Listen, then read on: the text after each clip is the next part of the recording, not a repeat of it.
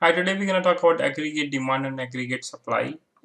So in previous section, we did talk about LM curve, liquidity, money curve, and IS curve, investment saving curve, and how to derive aggregate demand from equilibrium of IS and LM curve.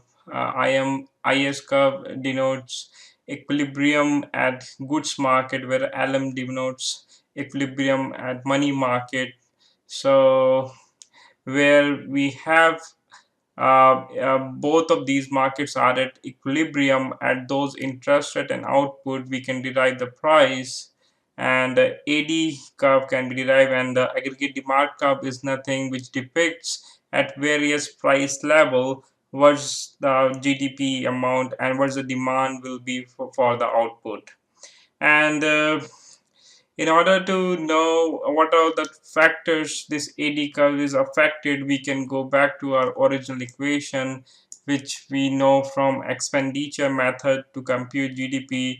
Is a GDP equal to consumption, investment, government spending plus net export. So any factor which affecting these subcomponents is affecting the AD curve also. So increase in consumption due to consumer wealth or expectation would shift the AD curve, or increase in business expectation where investment could be affected, so it would affect the AD curve. And any change in government policy, physical or monetary policy would also affect the AD curve, and exchange rate would affect the net export component, so it would affect the AD curve, and it will cause a shift in AD curve. So now we're gonna talk about the aggregate supply. So you can see the supply curve is also drawn on the same y or x-axis. So we can see on x-axis we have output or GDP output, and y-axis we do have price levels. So short term aggregate supply, you can see, is an upward sloping curve, whereas the long term supply curve, long run aggregate supply curve, is perfectly inelastic relative to price. So in short term, we know only certain factors are variable which we can increase their supply. So we know the factor of productions for land, labor, capital, and entrepreneurship. So in short term, only labor is the only factor which we say we can change. So as the price increase, we can increase the amount of these production input, primarily labor, and we can produce the greater output.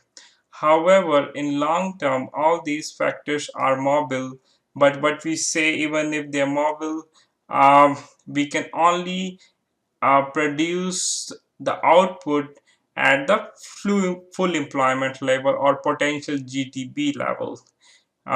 So the price level of these factors would not have effect on the long-term supply. That's the reason the long-term supply is agnostic to the price. There are factors which affect the short-term supply curve is a labor productivity. So sudden increase in technology or labor productivity would cause supply curve to go up and down, or change in input prices or expectation about future prices or factors of production could affect the short-term supply curve. Also, the government policies on taxes or exchange rate will also affect the short-term aggregate supply.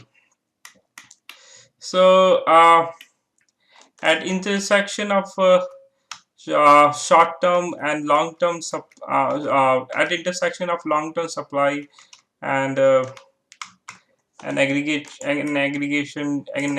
demand, we determine the equilibrium level. So in this case, our equilibrium level is at this output, at this price, and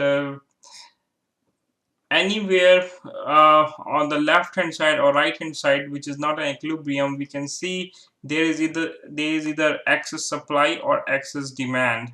When there is an excess supply, that level is called that output or price level would be called uh, they not be equilibrium, and there is a recessionary gap or deflationary gap when there is excess supply, or in case when there is excess demand, that's called inflationary gap.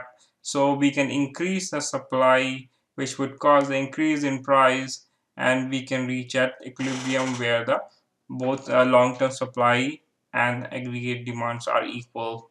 So the long run supply curve could be affected by increase in supply or quantity of labor, or change in technology, or change in natural resources, like we find a big oil reserve within the country, so that could affect long run supply also.